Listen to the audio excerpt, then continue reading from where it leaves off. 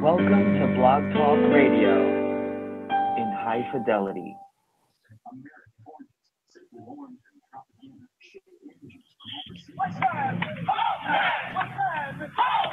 Broadcasting from Cincinnati, you're listening to the Ringside Reporter podcast. All the news in the world of boxing right here. Well, I'm talking to you the way I want to talk to you. Now, here's your host, Eric Lorda.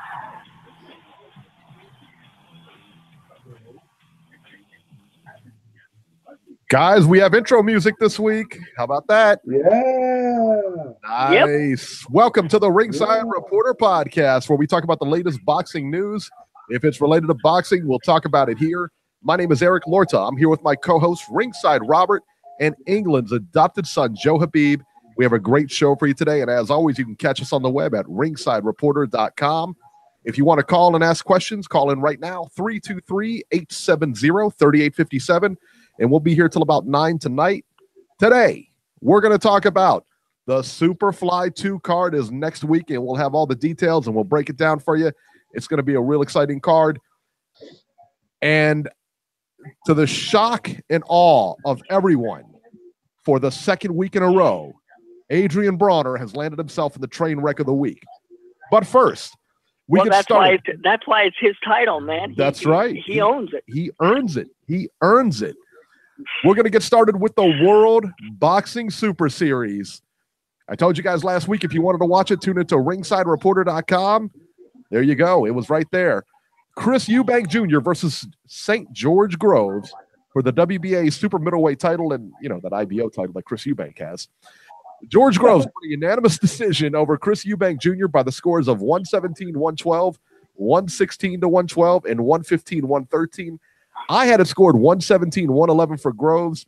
Groves looks solid in this fight, man. He completely outboxed Eubank from the start.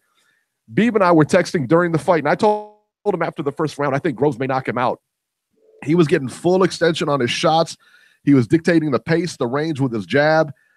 He did this throughout the fight. Not to mention, he was able to hurt Eubank multiple times in this fight. Eubank seemed very frustrated in this fight. He was throwing wild punches.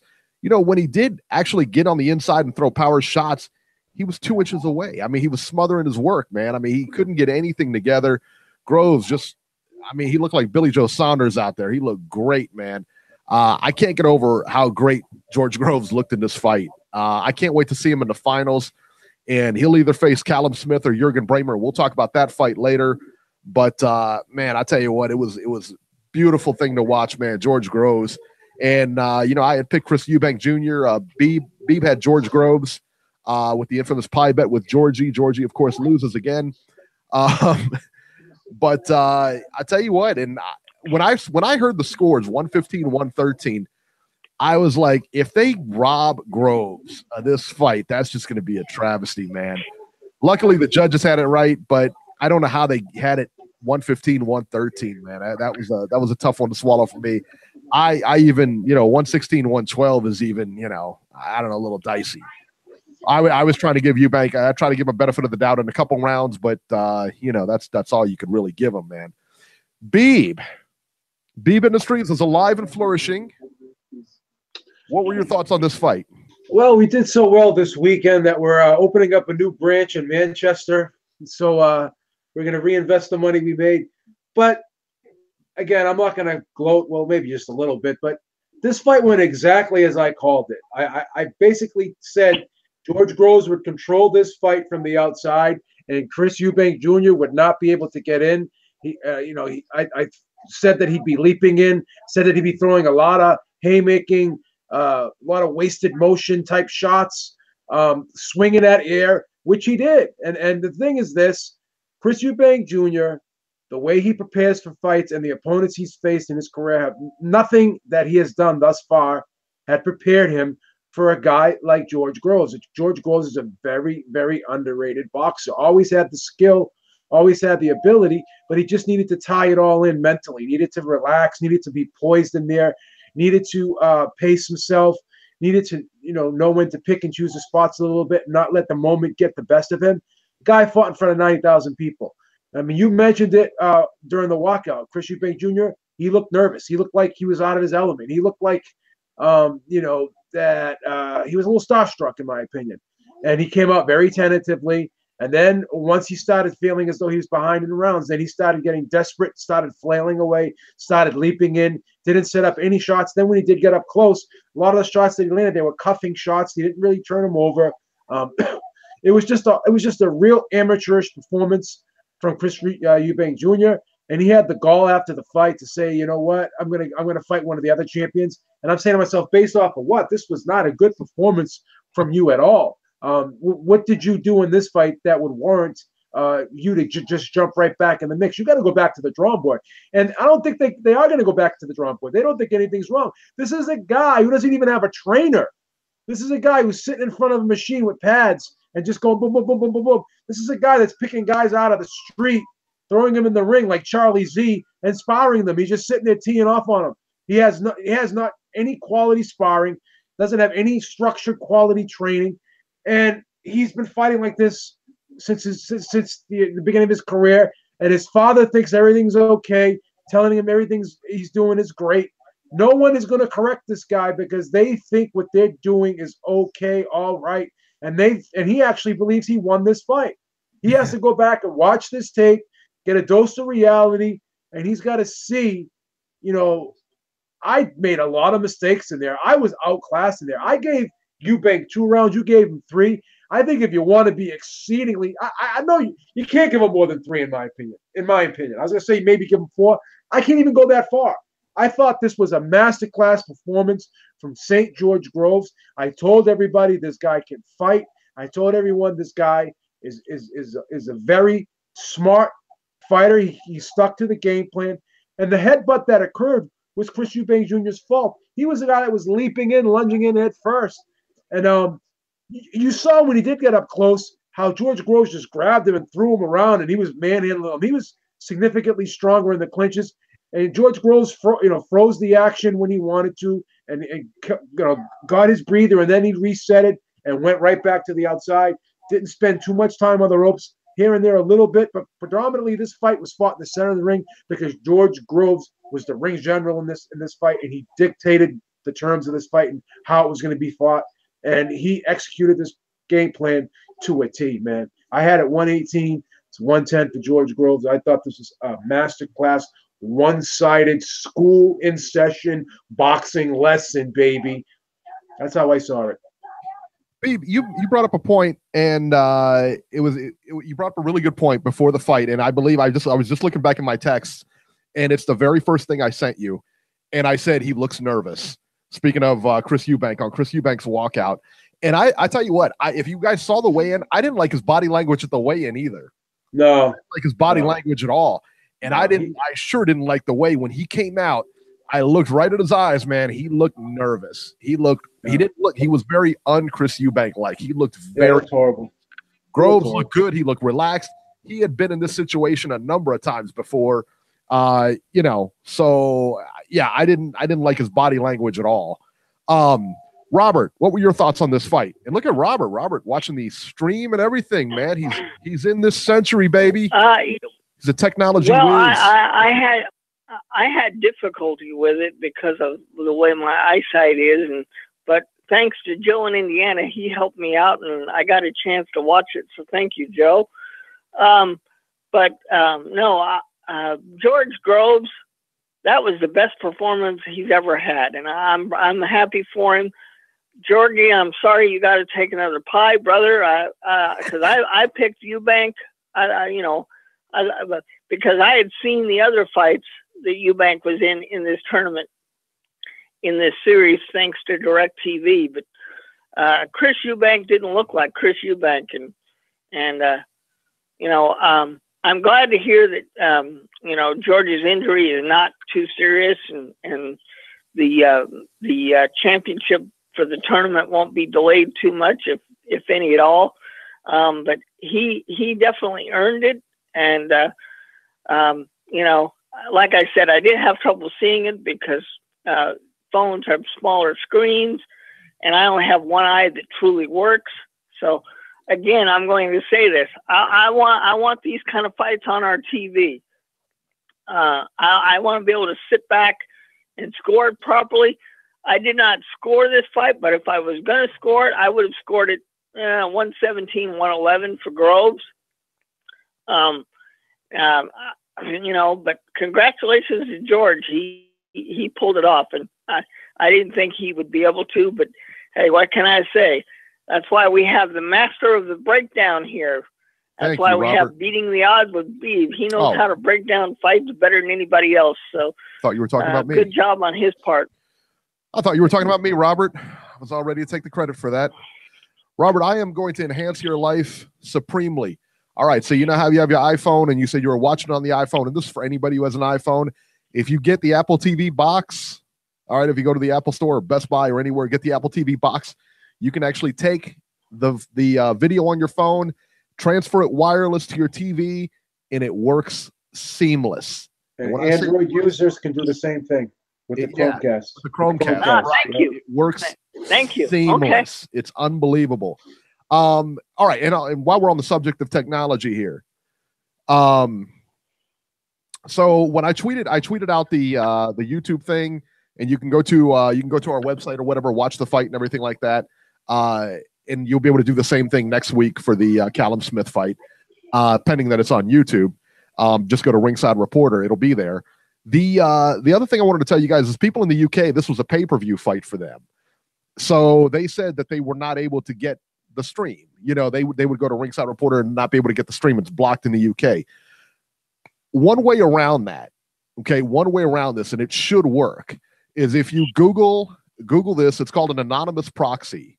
And what that does is it blocks your IP address, and you're actually using the IP address of the other server. That way, it won't detect that you're in the UK. Your server will be from the US or the Netherlands or wherever, and then you can put it in, and then that should be okay. I mean, that should be able to get you the stream that you need. So once again, just go to Google anonymous proxy, and then you should be able to find one there.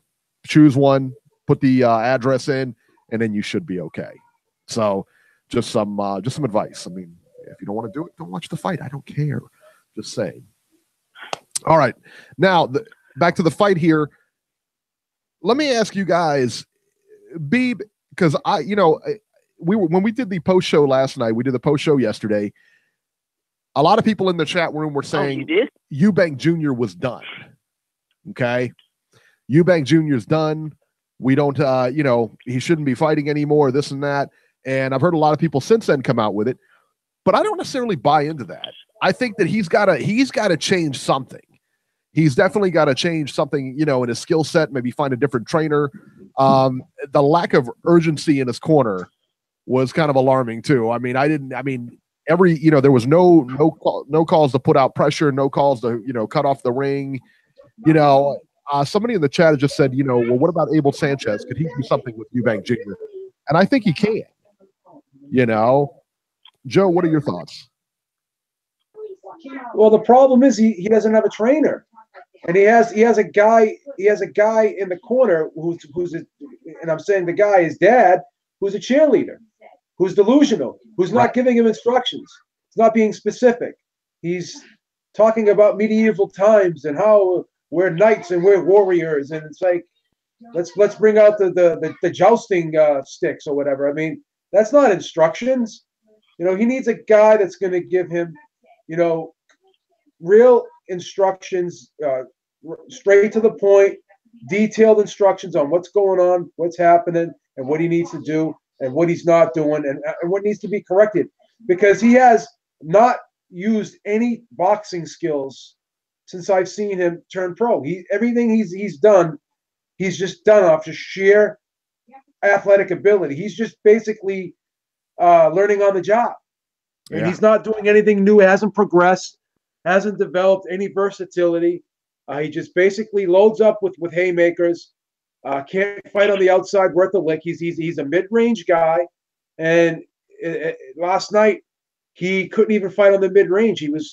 Because George Groves, every time he got in that mid-range, George Groves would reach out, grab him, pull him close, and he forced him to smother himself. George Groves was maneuvering him. George Groves wasn't just doing this with finesse. He was using strength as well. Because I use this example a lot when Shane Mosley fought Antonio Margarito, how he held him. But there's a strategic way of holding somebody and maneuvering them and positioning them where you want them to be and taking them out of their comfort zone. So a guy likes to basically drop down and throw the left hook to the liver, right? So when he gets close enough to you where you can reach out and grab him, you grab him and you pull him to the other side and you turn him away from that sweet spot where he likes to go. This is what, if you noticed, what George Groves was doing last night, because he knew that Eubank wanted to load up with that hook when he got in that mid-range area. You reach out, grab him, and he would kind of turn him and throw him off to the side a little bit and took him right out of the punching angle. And this wasn't Eubank not really, setting up his shots properly. This was George Groves taking him out of position and not allowing him to set up his shots properly. Because you see guys who may not throw the jab, may not set up the shots, they may throw wild shots just from the get-go. Eubank was in the proper position in a lot of aspects of this fight, but George Groves did not let him stay in that position long before he would take a little sidestep here and there, take the punching angle away, switch up the look. And when he didn't have room to do that, he would grab Eubank and maneuver him and take him off of the sweet spot where he likes to be.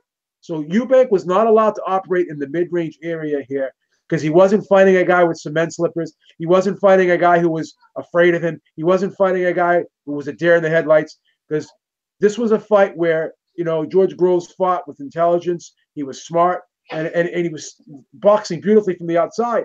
But when the fight had to get a little messy, this is where I'm saying the experienced George Groves did not get flustered, did not allow the adrenaline to take over, and did not get reckless. He maintained his composure. He grabbed him, and you could see him, the look in his eyes, like, I got this. I'm in control of this fight. It wasn't like that Amir Khan grab where he's got those eyes saucered open like that. He's like that. Oh shit! I gotta freeze this guy. I can't fight on the inside. This was a guy's like, I'm gonna grab him and I'm gonna maneuver him, sort of like what Shane Mosley did to Antonio Margarito. How he grabbed Antonio Margarito in that fight and he walked him back and leaned on him and pushed on him. George Groves used his size advantage in this fight, grabbed him, walked him back, and leaned on him, took him right out of the punching angles, grabbed him and threw him off to the side so he could not be in any position to throw punches. This was brilliant last night. This went exactly like I said it would go, man. I feel like I was in the corner last night, baby. Yeah. I tell you what, it was fun, man, because it was one of those things when you watched it. That's a fight, one of my favorite fights ever to watch. Aside from the Chavez-Taylor fight, was the Terry Norris and Simon Brown second fight. Oh, my God. Norris just put on a clinic. I mean, it was ridiculous. It was just a clinic. And that's what last night was, man. It was just you can't do it any better. That's how you school, that was taking somebody to school, man. I mean, and that guy is a dangerous, dangerous guy. And George Groves looked amazing. And I tell you what, man, I'm happy for George Groves, man. He's got a couple losses on his record. He lost a couple of big fights. And for him to come back, be in the finals, and probably be favored to win this, I mean, hey, man, he's made a comeback in a major way. He really has, because everybody thought Eubank Jr. was going to run over him. I did too. And for him to box like that, kind of put himself on the map again. You know what I mean? It was great. It was great to watch. I want to comment on the trainer situation. I agree that Chris Eubank Jr. needs a trainer. But somebody suggested Abel Sanchez. The only problem is with Abel, all of his fighters, Triple G included, they have to go up to Big Bear and work. And I don't know if you guys are familiar with Big Bear, but it's isolated. It's like 8,000 or 9,000 feet altitude. And, once you go up there, his gym is situated where there's nothing else around you. You're up there specifically to work. And there's been a lot of fighters who have gone up there in the past to try to improve themselves, and they can't survive the training regimen that he puts you through because it's so isolated. Like Sergey Kovalev went up there when he first started out and couldn't survive. So I don't know if Chris Eubank has got the wherewithal to go and work with a trainer like that, although I think he needs a guy like that. Yeah. But I have to wonder how dedicated him and his father would be dedicated to this sport, since they don't have a professional trainer in his corner. I mean, everything they've done so far has worked, but Saturday's performance shows you can't, if you want to advance in this game, you need somebody to guide you, and they don't have anybody. It's too late. It's too late now. I thought, what was telling about that fight at the end, and I don't know if this was just bravado or whatever, but Eubank Jr. said after the fight, he said, I think I may have underestimated him a little bit. How do you underestimate this guy? It's going to be, two British guys fighting. It's going to be, how do you underestimate this guy? I don't get that. I mean, I just don't understand that. This is a man who's underestimated the sport of boxing. You know why? Because he's athletic and he's spoiled. He doesn't even have a trainer. Name me one Hall of Fame fighter at this level that does not have a trainer. I think that's a little harsh. But I think that's a little harsh, because doesn't Eubank Sr. train him? No, doesn't. He's an advisor. He's an advisor? He's the one in his corner talking, right? He's not a trainer. He's not training him. Wow. He doesn't have a trainer. He was in a referee suit. It is so funny. Tony Bellew said the same. Always looks good. Tony Bellew said the same thing. Go back and listen to what Tony Bellew said about it. He goes, Tony Bellew shredded him. He goes, he's got to get rid of Eubank Sr. Sr. came into the ring with a freaking referee outfit on. What did he want to do? Was he going to ref the fight? It was, oh my God, it was hilarious. Friend of the show, Tony Bellew. Tony B, baby. No. Tony B, I told you he was going to beat David Haye. Pretty Ricky Conlon, friend of the show, Daddy. All right. Oh, I can't wait for next week, man, and I can't wait for these finals. God, is this stuff great or what, man? Is that the best? God. Is this the best thing? I mean, like when Boxino was out, we were all into that, man. This is out, man. This is so good, so good. This is what the Super Six should have been. But it's a shame that we don't have David Benavidez and Gilberto Romero's in there. And if you guys haven't seen the walkouts or the entrances, they both deserve to be there. They had their opportunities. They didn't want them. You guys haven't seen the walkouts and everything, all the pageantry they do with this. This thing is set up nice, man. This is top notch. Just a class act, man. They're doing a great job, other than TV coverage, of course. Showtime. The fight's on Showtime on Saturday. Danny Garcia, DSG, and Brandon Rios. Danny Garcia won via TKO in the 9th over Brandon Rios on Showtime. Garcia looked pretty good, man. A little slow in the beginning, but definitely picked it up as the fight went on. I thought Brandon Rios looked pretty good also. I'm shocked to hear myself say that, but it's true. I thought he didn't look bad, but he took way too many shots, man. He took a lot of flush. Garcia was landing really flush shots throughout the fight. Garcia landed that wicked right hand to end the fight. If you didn't see it, go YouTube it, man, because it was. Oh yeah. That was something else, man. That was brutal. During the post-fight interview, Danny Garcia. During the post-fight interview with Danny Garcia, Sean Porter decided to show what a class person he is and interrupt the interview by trash talking Danny Garcia. Sean Porter professes to be this nice guy. You see him on interviews. He's always smiling. When did he become a gangster? When did he become this hard guy where he jumps in the ring and challenges everybody, calls out everybody except Santa Claus, Sean Porter wants to fight everybody but Errol Spence, who is free and, has his old title, has the IBF title, which Sean used to have. Sean Porter sucks. I cannot stand Sean Porter. He's a crybaby. And Ohio has now disowned you. There you go. Beeb, what were your thoughts on this fight? This is what I like about Danny Garcia. He takes his time. He's just a real poised fighter.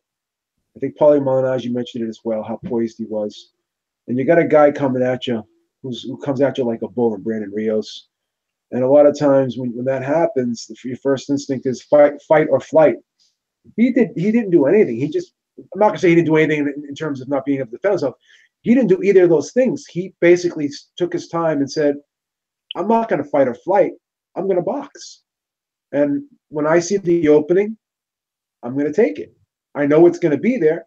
So why not just wait for it? Because you know, with all due respect, Brandon Rios is who he is. He is sort of one-dimensional. He is sort of repetitive in his attack patterns. So he knew there was going to be a time that Rios was going to slow down a little bit, which Rios has to do because no one can fight the way Rios fights for a full 12. So as soon as he saw his opening, he took it. And that's what I like about Danny Garcia. I like how intelligent and relaxed he is in that ring. And I thought that possibly Brandon Rios could give him problems up close. But one thing I did like with what Garcia did, he did, you know, a similar thing that George Groves did to Eubank Jr. Basically grabbed him, and he turned him, and he spun out of the corners. He didn't stay on the ropes very long. You know, Brandon Rios would come in, and then he would grab him, turn him, and then jab out, and then just basically set it up and bring the fight back to the center of the ring. So Danny Garcia may not be the flashiest guy in the world, may not be the quickest guy on his feet, but Danny Garcia can punch, and he has excellent timing. He's a fabulous counter puncher, and he's really good at changing up the speed of his punches. He's not going to throw the same punch over and over again. And if he does throw the same punch, he's going to change up the speed. He may open it up a little bit. He can loop the right hand. He'll throw it straight down the middle. Maybe he'll throw a jab, a quick jab, maybe throw a touch jab. He's just constantly changing things. And when you're watching him in there, you're saying to yourself, there's nothing spectacular about this guy. But if you really look deep into what this guy does, he's an extremely intelligent fighter. He's an extremely intelligent fighter. And I've been critical sometimes of his selection of opponents, and I've said that he's not the fastest guy on his feet. But this is the thing. When you're a fighter, you have to know what your strengths and weaknesses are. And you have to figure out a way to offset your weaknesses. And guys like Danny Garcia, guys like Canelo, as they've gotten older and they've developed as fighters, they've learned how to kind of minimize their weaknesses. You're not a guy that's fast on your feet. What do you got to work on? Your timing. What do you got to work on? Maybe trying to be a counterpuncher a little bit. Suck the guy in. So, maybe fight on the outside a little bit. Take the range, take the inside away take the mid-range away. And that's another thing too. Like Danny Garcia is not a great inside fighter, but he's a very, very good outside fighter, and he's an excellent mid-range fighter, especially with that left hook. That left hook is a left hook from hell. And the way he sets that up, a lot of times it's a blind shot, because he'll be like this. He'll kind of give you that shoulder, and then he'll open it up, and he'll just be like that. And he's not. And people say he's throwing the punch without even looking at you, but it's basically he doesn't look at you because he's trying to not telegraph the shot. It's a sneak punch that he always seems to be able to land. And the punch of the day here was the right hand, and the reason why was because he knows that Brandon Rios is left hook happy. So what's a good punch to counter a left hook with, or a straight right hand right down the middle when the guy opens up the hook? Guy comes in, opens up the hook. He's giving you that right there. Boom, right down the middle, right hand. So he didn't even have to pull that left hook out of the holster last night. This was all, he knew that the punch was going to be the right hand. And I think Paulie Malignaggi also mentioned that the right hand was going to be a significant weapon last night for Brandon Rios, and it was. So, I thought he did what he had to do. What I think should happen next is Danny Garcia should fight Sean Porter next. I don't know who else he could fight. That would be interesting for the fans. Both these guys want Keith Thurman. So why don't they just kill two birds with one stone, knock one of the each other out, and then they can have a clearer path to Keith Thurman. Why not? Seems like the most logical thing to do, in my opinion. There you go. Robert, what were your thoughts? Danny started slow, but he proved, in the early rounds, even though he started slow, he was the superior athlete in there. He did what he needed to do, and it took him a little longer than I thought it would, but he got rid of Brandon Rios, and I totally agree with Beeb. Both Danny Garcia and Sean Porter are #1 ranked. They're the mandatory challengers in each division, one for the WBC, one for the WBA. They need to fight each other, and the loser loses his #1 contender status in his ranking, and he's replaced by somebody else. In a perfect. I know Keith Thurman's going to have somewhat of a tune-up in May. We still don't know who it's going to be. But we need to start seeing these guys fight one another, because I want to see the path cleared so somebody finally has to get in the ring with Errol Spence. Because I think Errol Spence will basically clean up this entire division when push comes to shove. So let's clear a few obstacles and let's have these two fight each other, and we'll see where it goes to from there. In a perfect world, I think that Garcia and Porter fight each other. However, if I'm the #1 wing, if I'm guaranteed a title fight, one's in the WBC, one's in the WBA, because Garcia's #1 ranked in the WBA, it's only a matter of time before they say, hey, you got to fight this guy. Why would I give that up? If I'm Sean Porter and I've got a mandatory, why would I give that up? Well, I'll say, this is what I'm going to say. Business-wise, makes no sense. But this is the problem. You have two guys, and then also this was a WBC eliminator, but the crazy thing is Sean Porter is WBC mandatory challenger. So the reason why I think Mauricio Suleiman did this last night was I think he wants to see a Sean Porter Danny Garcia fight. So I think this was like some type of eliminator. I'm not sure if this was a #1. It was like a second eliminator or a first eliminator. I don't know what it was. I don't know how it was framed. But the thing is this: you guys are both ranked #1 in each sanctioned body, but you don't know who's going to get the first shot. How do you determine that? You know what I'm saying? Yeah. Because you have 6 months to face your mandatory. So if one guy knocks the other guy out, then he could be the mandatory in 2 sanctioning bodies. And then you kind of narrows it down where you're almost more guaranteed to get a shot at Keith Thurman, whereas one guy doesn't have to wait in line. Because now both of these guys are playing the waiting game. It's up to Keith Thurman who which guy he's going to pick. But if one of the guys take the other out, then Keith Thurman's only got one choice then. So that's what I'm saying. I understand where you're coming from, and it makes perfectly logical sense. But the picture's a little muffled right now. It's a little hazy, and that's why you have a mandatory challenger, and then you're having an eliminator with 2 other fighters, and then you have the WBA, and not everyone's on the same page. So to kind of clarify things and make things a little bit more, easy to figure out, these guys should just fight and knock one of them out of the way, and then they don't have to worry about all this other crazy stuff. So. Yeah, it's very convoluted. Like you said, I mean, and I didn't realize it. Like you told me after the fight, they put that WBC medal or whatever around his neck. Yeah, they put What are we doing? Yeah. What are we doing? If this was a mandatory, this was a title eliminator. What does that even mean? And we got a mandatory. What's that mean? It's ridiculous. Yeah. All right. And then let's see here. And on the undercard there was David Benavidez versus Ronald Gavril. Benavidez won a one-side unanimous decision, 119-109 and 120-108. Just give me some quick thoughts on this, Beeb. Say that fight again real quick. I was looking at my phone. I'm sorry. Benavidez versus Gavril. Yes. Okay. This was totally a different fight than the first one. I thought Benavidez fought a brilliant fight. I thought that, he did not fight Gravill's fight this time. I guess they were saying that maybe he was under the weather the first fight. He had some type of cold or flu or whatever. But this fight, I thought that once again, this was another guy who fought with patience and poise, and he was really throwing hard, snappy shots. It wasn't like he was loading up or anything, but he was just landing such clean shots. He was fighting so well from the outside.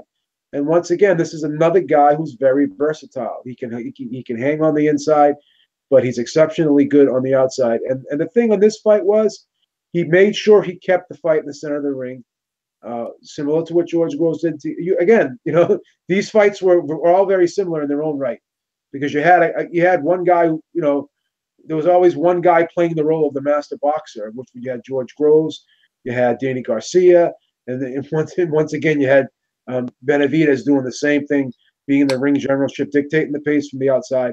And Benavidez, he basically took his time, and he wasn't really looking for the knockout either. But there was a couple times where he really hurt Graville, and credit to Graville for hanging in there. But this was once again, when the fight was on the outside, it was all Benavidez, and Graville's only chance to have any success was to get up close. And even when he did get up close, I still thought Benavidez was holding his own on the inside. This is a guy who has really, really quick feet, quick hands. He's a decent puncher. He's an all-around, well-rounded, good fighter. Him versus Gilberto Ramirez would be a match made in heaven. This is a guy who's 21 years old. I think Gilberto Ramirez is 23-ish or 24-ish. Both these guys are very young, but their level of ring intelligence is incredible. They're way beyond their years in terms of boxing knowledge. You know what I mean? These guys have a lot of attributes that you would see in older fighters with a lot more experience, and they each have. And Benavidez, I thought fought very well. I thought he won the fight very easily. I thought maybe the scores were a tad bit wide. I thought it could have been maybe 117, 111, 118, 110. But I think that he put on a clinic last night. I thought he totally controlled this fight from the outside. He was picking, he was sticking and moving, and he was just basically pot shot from the outside, and he was picking Graville apart. And I think that this was night and day from the first fight. I thought this was the way the first fight was supposed to go, in my opinion. This is how I expected it to go. And, this basically just shows that David Benavidez is for real. And Graville is no cupcake. I think Graville is a very good fighter. He's a tough guy. He's in shape. He's grizzly. He's a really good body puncher.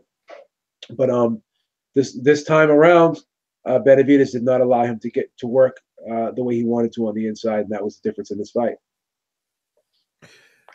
Yeah, that's a good assessment of it. Benavidez is a good fighter, so we'll see what holds next for him in the future. The Fox card: Devin Alexander versus Victor Ortiz and Caleb Plant versus Porky Medina. I got to be real honest. I have this on my DVR and everything like that. I didn't watch it, and I'll be honest with you, I had zero desire to watch it. I don't think I'm going to watch it. Devin Alexander and Victor Ortiz fought to a majority decision draw. Judges had the fight 115-113 for Ortiz and 114 twice. I tell you what, man, I don't know. Robert, what were your thoughts on this fight? Well, I'll cover that, and then I want to talk about Benavidez. I thought that this was an absolutely horrible, disgusting decision. I had Devin Alexander winning this fight 117-111. And as I've mentioned many times, for those of you out there, I only have one eye. And so, I'm considered legally blind. I clearly scored this fight 9-3 for Devin Alexander. I don't know how in the hell one judge had it 7-5 for Victor Ortiz and how the other two scored. I really, really don't. Devin Alexander put on a beautiful boxing performance, and he got, let's call it like we see it, he got mugged, okay? He got mugged, he got robbed. This was pathetic. Now, frankly, I don't want to see this fight again, but he's entitled to ask for a rematch, and I think he should have one. Does anybody want to see Victor Ortiz fight again, though? No, not really, but he deserves to ask for a rematch. I don't know. I mean, if it was that clear cut, I don't know. Beeb, you watched it. Am I wrong here? No, not at all. Once again, I thought, Victor Ortiz did land a couple good right hooks every now and then when he had Devin Alexander on the ropes. But Devin Alexander, I thought, seemed to be a lot quicker than Victor Ortiz, and I thought he was counter punching very well. I think he was, sucking Victor Ortiz into that left hand, and Victor Ortiz would try to leap in with his right hook, and a lot of times Devin was just catching him, and he was jabbing the hell out of him from the outside too. Devin's looked sharp in these last two fights. I know that, you can question the opposition, and will he be able to do it against the likes of Danny Garcia, Keith Thurman, and Sean Porter, Errol Spence. But Devin would, utilize his speed last night. He moved very well, and Victor Ortiz was coming forward. There were a couple of occasions where he did have Devin Alexander on the ropes, and maybe the judges were to the back of Victor Ortiz, and they maybe thought that Ortiz was doing more work than he actually was. That could be the case, but if I'm sure if these judges went home and watched this fight on television, I suspect very strongly they would not score this fight a draw. That's just how I see it. I thought that Devin Alexander clearly outboxed Victor Ortiz. I thought he was counter-punching him all night, and I thought that he was in total control of this fight, without question. All right, let's talk about the undercard here. Caleb Plant versus Porky Medina. Caleb Plant won a unanimous decision over Porky Medina by the scores of 120 to 108, 119, 109, and 117, 111. Robert, what were your thoughts on this one? Okay, first of all, I've got to question the Texas State Athletic Commission. Number one, Porky Medina came in overweight. He came in overweight, and this was supposedly some title eliminator. Number one. Number two, he walked into the ring with a knee brace on, and it looked like he was, having trouble throughout the fight. I question why he was allowed to fight. Actually, Caleb Plant had a very easy time with a one-legged fighter, it looked like to me. And to be honest, we really don't know who Caleb Plant is yet. He's had 17 fights, but they've all been relatively easy. I think we need to find out who this guy is. I think we need to step up the level of his opposition. Because poor Medina was injured, in my opinion, he was kind of tailor-made for Plant. Plant likes to move around the ring. He's a good boxer. And this was supposed to be a very difficult test for Caleb Plant. But in my opinion, it didn't turn out to be that way. Beeb, do I have this one wrong? Good points about the knee brace, because a lot of times that's a red flag to the commission, and there are times when they may not even allow you to wear that knee brace into the ring. But let me talk about Caleb Plant a little bit, because Caleb Plant to me is the equivalent of that college basketball team that runs that four-corner offense. And I'm sure you've seen this before, Eric, where you have the teams that would just run the shot clock down to the very end before they shoot the ball. Caleb Plant is that employee at work that will do just enough, but not anything extra. He just wants to go in there, do his time, and go home. So basically, he's doing just enough to win, and nothing more, nothing less. And that's not really a guy that is captivating, in my opinion. You're in there with a guy, and I've said this several times, you're in there with a guy who you can thoroughly outclass, and you're sitting there moving, and just throwing punches sporadically.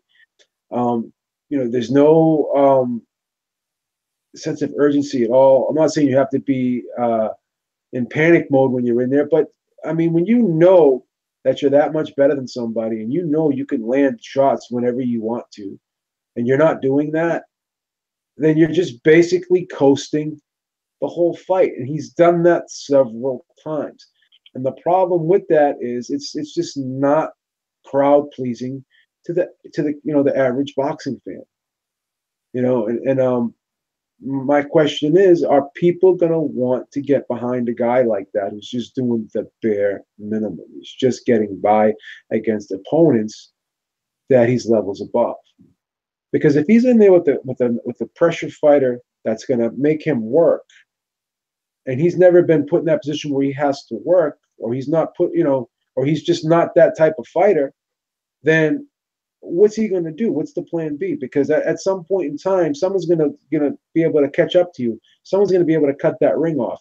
So you have to develop some type of portion to your style where you're going to have to sit and fight. Now, Sugar Ray Leonard always said, there's always going to be a point in time in a fight when you're going to have to sit there and fight. You're going to have to grit it out. And I'm not sure if Caleb Plant is, when he's forced to dig down deep in a tough situation, I don't know what the guy has, because he doesn't have the killer instinct in the ring to me. He seems to me like he's just going in through the motion, playing around, doing this stuff with his glove, waving it to the crowd, and that's all well and good. But you know what? You were 10 times faster than this guy last night, and you could touch him whenever you wanted to. Whenever you wanted to, easily, and all you did was just little peck here, little peck there, little peck there. It almost looked like you were carrying him, and I was a little bit offended by the performance. I'll be honest with you. I was offended by the performance. I thought the performance was insulting to the fans. It really was, because people paid good money to watch a fight. And you didn't seem like you were even taking the fight seriously. You were playing around in there, and I just didn't like it. That's just my opinion. Wow. All right, let's talk about the top rank on ESPN card. Ray Beltran won a unanimous decision by the scores of 116-112 and 117-111 twice over Paulus Moses. Ray Beltran now is the WBO lightweight champion, which is very interesting. Because, if he has the WBO belt, who is it? Who has the? Was it Jorge Linares? Jorge Linares Linares has WBA. Yeah, and he's actually there. I think he's in negotiations with Lomachenko. Now, I don't know if that fight's going to come off or not, but if I were Top Rank, I would really push for that fight to come off. Because at that point, he's going to beat Linares. After that, then he can fight Ray Beltran trying to unify the lightweight division that way. Yeah. Yep. And so that was, one of those things. I mean, I don't want to see Lomachenko just go up to fight Beltran. That's not, I don't know. I think, very few people. I mean, Lomachenko is going to watch just about anybody, but he's just. Beltran, I don't think is going to put up much of a fight just to get him up there to get a belt. No, is what it is. I like Ray, but he has no chance. Yeah, no, not at all. So yeah, and then and I'm going to butcher this guy's name. This is on the undercard here. Kavaliauskas. Am I even? You got it. Kavaliauskas. Good job. There it is. My man, you had used Siri for that one. I tell you what, I can't pronounce his first name. Is it Ed? Don't even try. Don't try. Kavaliauskas. Don't even try. Okay. That's why we just call him the machine, brother. That's right, the machine. There you go. The mean machine. Call the machine. That's it. He won with a 6-round TKO over David Avanesian. It was a pretty impressive performance by Kavaliauskas, man, who dominated this fight. The caller last week told us to watch this guy. And I couldn't wait for this fight all week. I was waiting. I was like, because he's like an undercard guy. I'd never heard of him. I'll be honest, I'd never heard of him. This guy says, watch him, man. We've been watching him for a while. He's undefeated, this and that. And I thought, all right, I know Avanesian's a good fighter. Man, he took him to task. Yeah, it was good. Really did, man. So, yeah, man. Good stuff. Walked right through him. And I've been hearing about the machine, but I've never gotten a chance to see him, and I was definitely impressed. I want to see him on my TV as soon as possible. Yeah, he's must see TV. He absolutely is. Yeah, he absolutely is. All right. So before we go to the upcoming fights, let's go to the phones. area code 718. 718, you're live. This is Oscar, Suleiman Oscar. Suleiman, what's happening? You know, of course. Yeah, man. This week had some good fights. You know, the DSG fight was very entertaining. You know, he showed a lot of skill. I mean, this guy trained his butt off in that fight, and he was so class. In the post fight, he complimented him. He didn't knock him. You know, he kept the kid's morale because Vanderbilt still got a couple of good fights there. You know, he still got a couple of good fights. Maybe he can't fight one of those top tier fighters, but he could fight guys like you know, like top tier fights and get himself up there for maybe another title fight. Also, this fight, the fight with Chris Eubank, I think everybody's been too hard with him. The kid just gets too emotional in there. I mean, he's been steamrolling opponents left and right, and his father was telling him to box. His father is a pretty underrated trainer. People's being knocking his father too much, calling him delusional, but his father was even saying that he should box. The kid is a boxer. The problem is that he's been knocking guys out. You know, he's been knocking guys out. So he got that knockout. He got that knockout bug on him. You know, but if the kid could step back and go on a plan B, like if he can't catch you, knock you out, because he was tapping George Groves. He was tapping George Groves all through the fight. But the problem is that he just doesn't have the power to hurt a guy like that. The guy has an iron chin. If he probably would have went down to his body, worked the body. The thing with him is the kid has to become a little bit more like Keith Thurman, a thinking fighter in the ring, and that takes time. Like that. That's the attribute that Keith Thurman has over all the other welterweights. Keith Thurman is a thinking fighter, and also Danny Garcia. You saw it yesterday. Danny Garcia is also a thinking fighter. When you're in the ring, so this kid has to develop that. He has to develop that. That's something that takes time. I mean, the kid they've been processing him very quickly. I mean, Chris Eubank Jr. is I think to me he's the most pushed fighter because he got an IBO belt. He had the WBA interim belt. He fought he fought top even George Groves. George Groves, they move him very fast. Those two guys right there, they moved him very fast. And like George Groves started to catch on to it after a second fight. Second Flash fight. He started to slow down and started to think more in the ring because he fought a hellacious puncher. He fought that Fedor Shuvanov kid. That kid hits mad hard, and he was doing the same thing that we fought Chris Eubank. He stepped back, he let the kid blow his wad and knocked him out. And then with this fight, he couldn't knock the kid out, but because the kid is very talented and it showed in the fight. But he was able to box. He got injured in the fight and still was able to box and use the head movement to win. So he barely won that fight because the kid is real popular on the point system. He won the fight, but the kid almost took that belt because he's so popular. Because Eubank is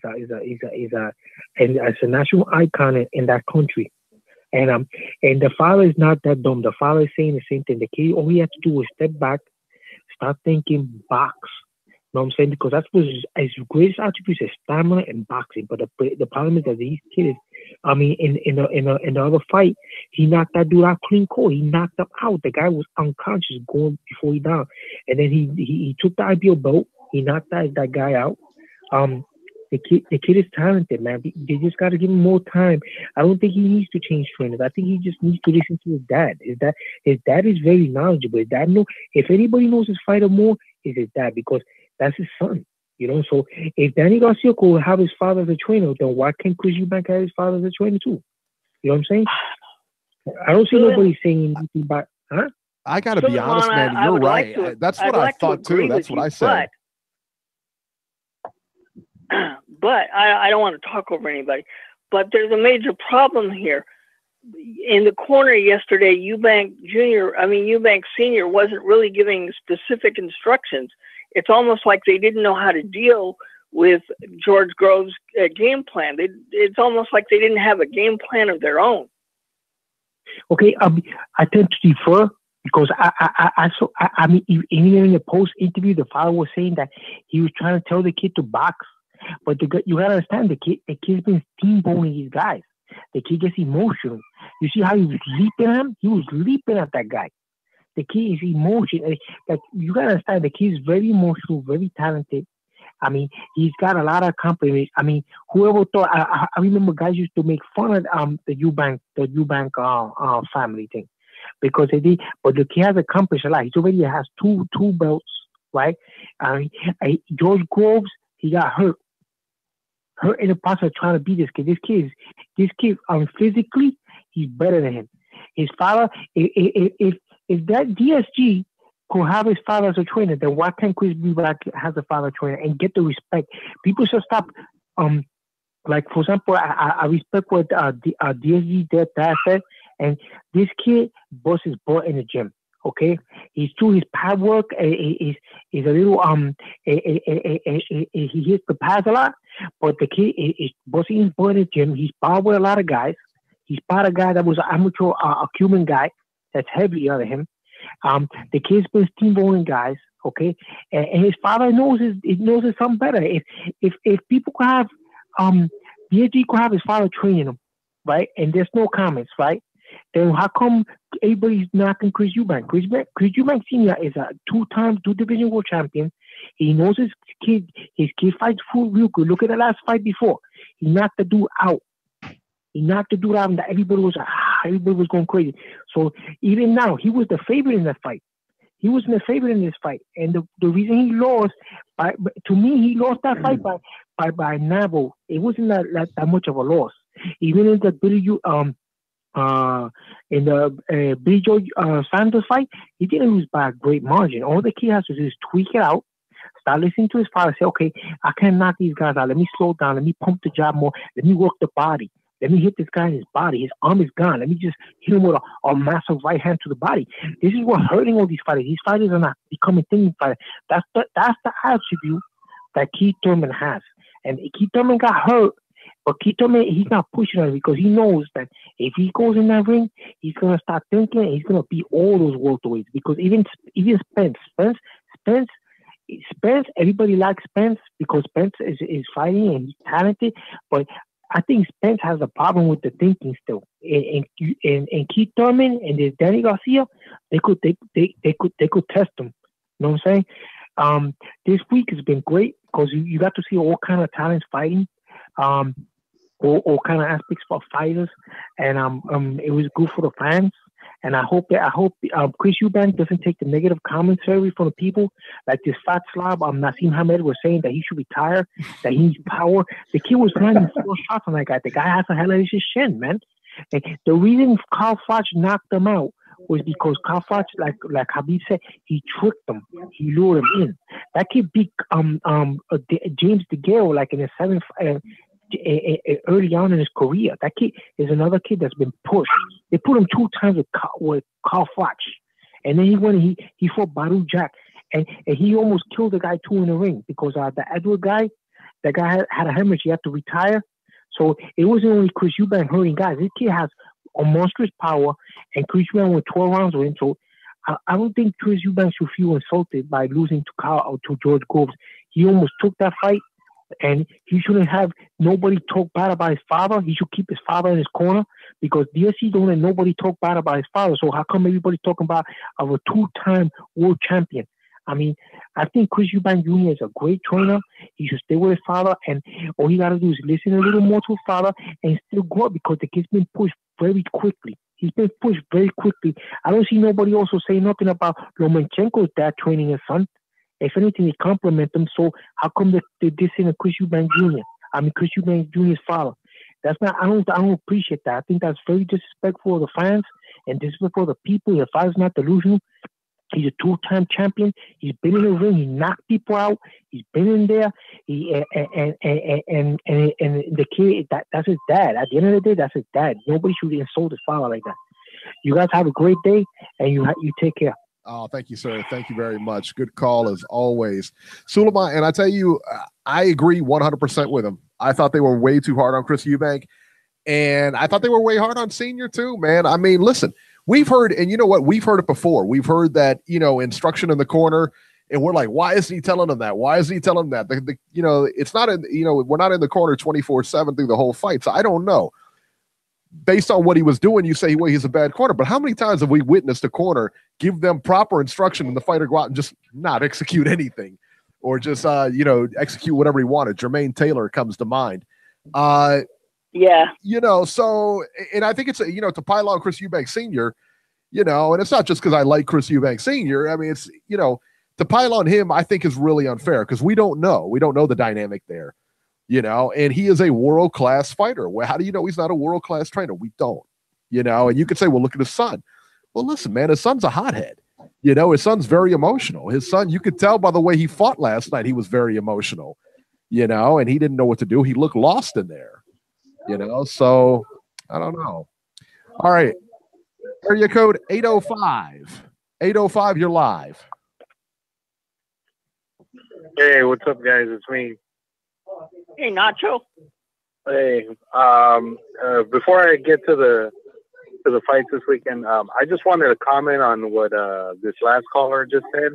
I don't necessarily think people are bashing Chris Eubank Jr.'s father for being his father. I think what people are trying to say is that you need someone that he's actually going to listen to in that corner. I mean, from everything I've read about the relationship between father and son, it seems like both guys are really stubborn and hard-headed about how he should fight and how he should train and how his career should go. Like, they're two guys who are stubborn and hard-headed, and they clash over the littlest things.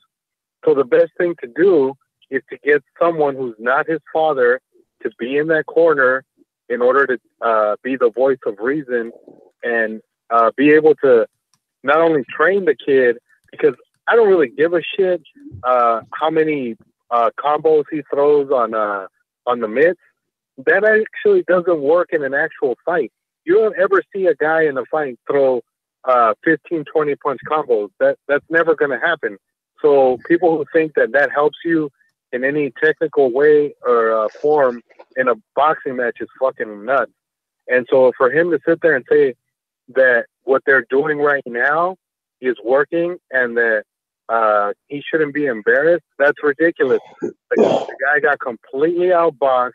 He was exposed for being probably about maybe a C-level fighter at super middleweight, because that was awful. He literally was swinging from his shoe top. He was missing like crazy. He never used the jab. His footwork kept him off balance the entire fight. When he would get on the inside, he was never able to work on the inside because he was just trying to throw like these wild swinging shots. And it was like this comment I made to somebody on Twitter. Someone on Twitter said, no one can ever accuse Deontay Wilder of being the worst boxer in the game right now. Chris Eubank has that time. And I made the comment, Chris Eubank makes Deontay Wilder look like Juan Manuel Marquez, in my opinion. But let me ask you a question. For this guy right now that just called to say that he doesn't need somebody, he's completely mistaken. He needs somebody who's going to tweak his game, straighten him out footwork-wise, balance-wise, learn how to throw a consistent jab, and learn how to throw punches on the inside. His father is not teaching him any of that. To be fair, all right, is it? I mean, because we saw the same thing just a couple of weeks ago with David Lemieux and Billy Joe Saunders. All right. Now, by all accounts, David Lemieux is not a C-level fighter, right? I mean, everybody thought that, in fact, everybody picked him to win that fight, except me, of course. But given that is a May, everybody saw Billy Joe Saunders just completely outbox this guy and make this guy look like a CD level fighter. Was it, and maybe I'll refer to Beeb on this, was it just bad Eubank, or was this great Groves, or was this just a bad matchup for him style-wise? Well, it's a bad matchup style-wise because Chris Eubank has never, added to his style, never developed his style. I mean, it's not a question of, this is the thing. He was younger. Supposedly he was faster. Supposedly he was right on par with him in power. Supposedly he had better stamina. So if that's why he was the favorite, because of all those things, and they thought that Groves was at a disadvantage because of those things, right?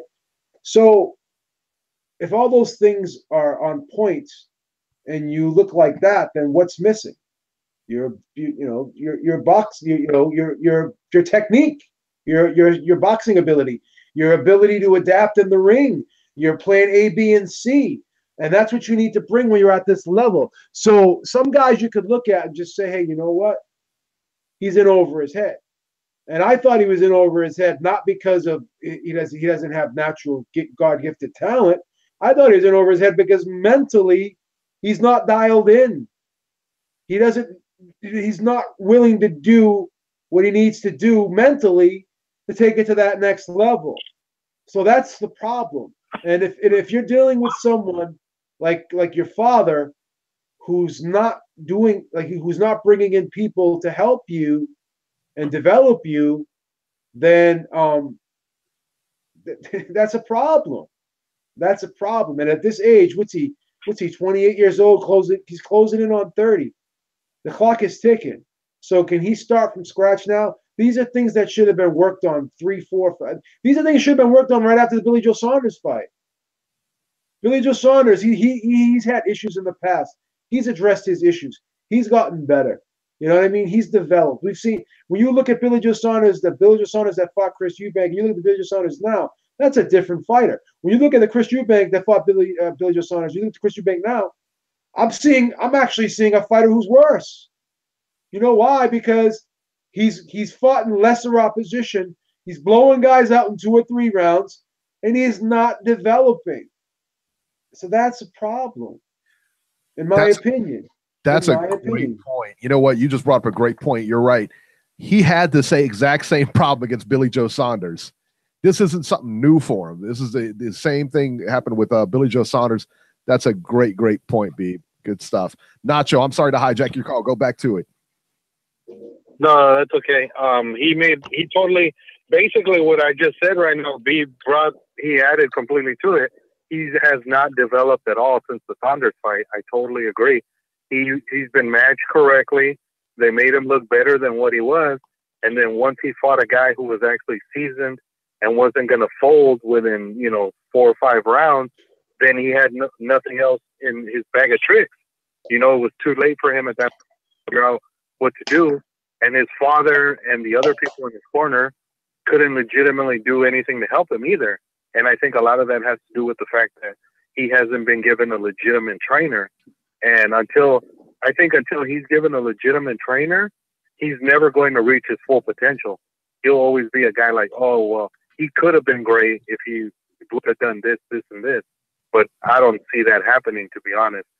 And as far as the fight goes, I had Groves winning 117-111. Yeah. I thought he won the first 6 rounds of the fight.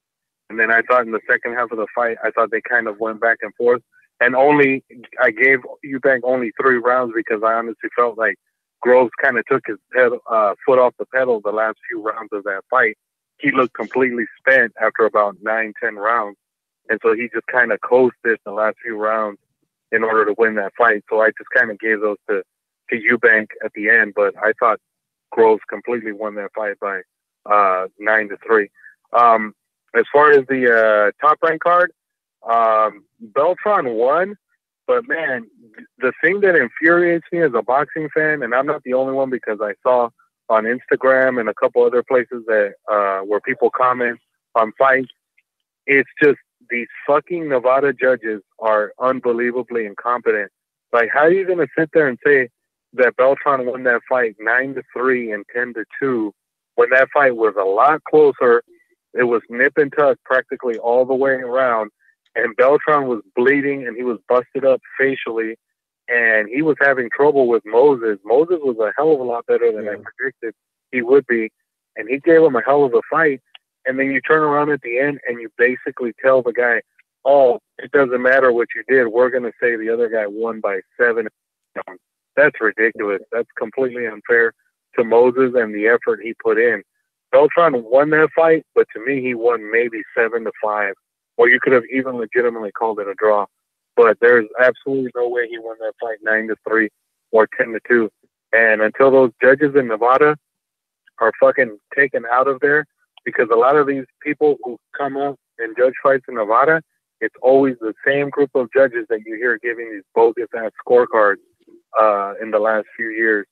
And it's just a shame that guys like Moses fight their hearts out and they get completely jobbed at the end, not being rewarded for their effort.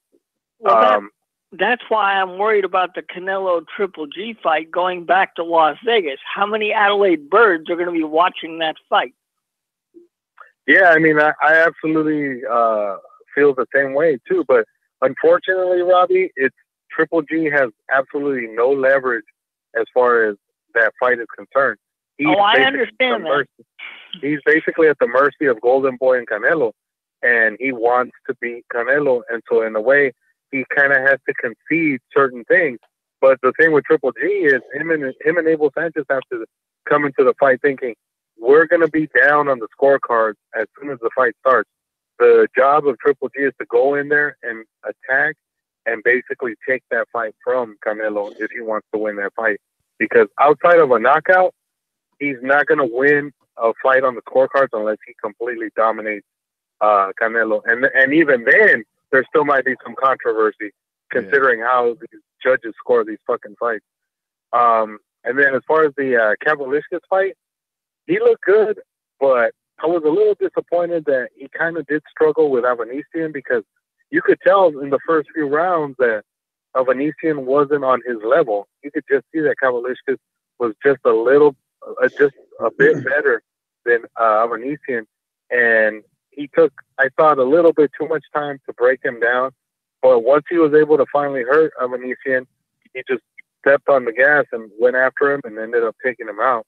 So he did a good job, but I don't think he's ready to be a title contender just yet. I still think he needs a few more fights to really, kind of get him to that point. But he's getting there. The guy's gotten better each and every fight. As far as the fights last night, what was it? Ugas Robinson, didn't really care about watching that fight, but I ended up watching it. And I have to give Ugas credit. He's a hell of a lot better welterweight than he was a junior, a lightweight and a junior welterweight. He's got a little bit more snap and a little bit more power in his punches, and he's not as big as he was in the smaller weight classes when he fought there. And he did what he had to, taking out a guy like Ray Robinson, who was completely awkward and long and really just not the type of guy you want to fight. So he did what he had to, and he won that fight. As far as him being a contender in the IBF for Spence, he gets waxed, in my opinion. Spence blows him out of the water. Yeah. I don't think he's ready for a guy like that. No. With the Benavidez Gabriel fight, Benavidez said the entire time leading up to the fight that he was going to go out there and basically put an exclamation point on why he should have won the first fight. And he did. He dominated Gabriel. He completely outclassed him just by boxing, hitting him with the jab, hitting him with combinations, and an obscene amount of uppercuts that he landed on him. And just, I mean, I give Gabriel credit. He's a tough bastard, and he stayed in the fight till the very end. But he took a beating in that fight. And I just, at this point, Benavidez is going to hang on to that belt, I think, until he fights Ramirez. Because I don't see either Truex or DeGale, whoever has that belt, beating him. And I think he's too tough for Groves. He's too big and too strong for Groves at this point. I think Groves is kind of, he's on his way. Like, he's starting to descend, and Benavidez is ascending. So I think if they fought, I think Benavidez beats him easily. And as far as the main event, when it's scripted, a lot of people were picking Danny Garcia to win the fight, and he did.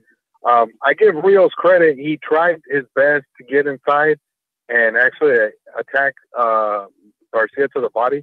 The thing is, Garcia was very crafty in his ability to tie him up and grab one arm, or if not, try to get him in like a headlock and not really let him operate on the inside. And so that nullified whatever Rios was really trying to do, except for landing the occasional body shot and maybe a hook to the top of the head. But you could see that Rios, even though Rios was in better shape for this fight, you could totally see that by the 7th round, he was already gassing. Like he had nothing left, because the last few rounds right before he got knocked out, his jab had no zip on it. He was just kind of trudging along, and he looked like a guy who legitimately just was not in the peak condition like he should have been to win that fight. And Garcia took him apart. He countered every lazy jab in the fight, and every hook that was wild, and he just waited. He just bided his time, and as soon as Rios gave him that opening, he nailed him with that right hand, dropped him, and then it was pretty much over at that point. Yeah, and that right hand. As far as the other card, that right hand was as far perfect. as the Fox. Yeah. Nacho, we're gonna go ahead and get running. We're gonna go ahead and get running. Happened? All right, man. Thank you, sir. All right. Good call. And I agree with him. I agree with him on the Garcia. That man, I tell you what, Garcia just put him away. It was a really good right hand.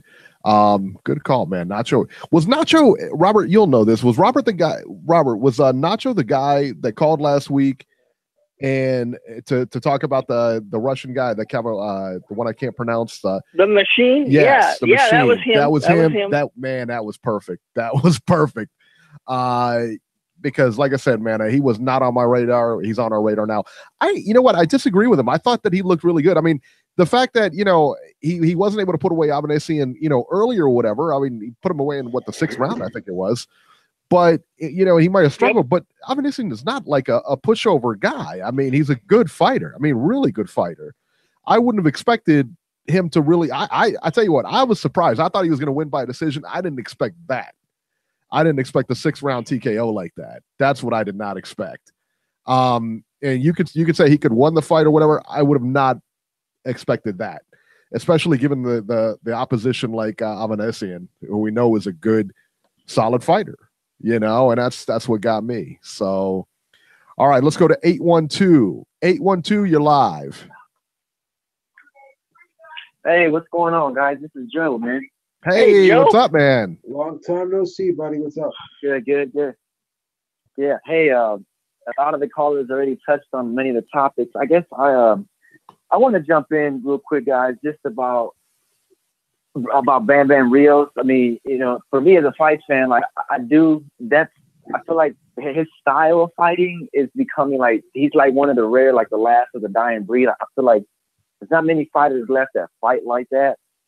But then again, it's something I was reading on Twitter last night. Just I believe it was Steve Kim that quoted out. He said, and I'm paraphrasing here, he said, "Note to young fighters to not do what Rios basically did." It looks like, and I commend him for getting in shape and really training super hard for this fight, but he did it when it was basically towards the end of his career. And he's 31, but he's an old 31. Can imagine what if he would have had this dedication in the gym when he was between like 23 to like 27, he may have a different career. And that's the one thing I kept thinking about yesterday was like, man, he could have been a different fighter, and he just waited too late until it was over. I was kind of hoping that he would make it through 12 rounds, but I'm kind of glad that they did stop the fight, because that was just a vicious shot. But I think for Bam Bam, if I was him and his team, maybe take time off, maybe until late next fall, and set up that Victor Ortiz fight and then retire after that. I hope he doesn't continue anymore. As for Danny, I'm with you though, Eric. As far as like Sean Porter, I'm starting not to. I don't like to use the word like, but I just dislike him, man. I mean, there's annex now, and all of a sudden, I feel like, who have you beaten? I mean, he's acting like he beat Thurman. Right. I mean, and then he's just going in the ring. And I like what Jim Gray said. He was like, "Hey, get out of the ring." It was pretty funny. But I understand he's mad at there's stuff.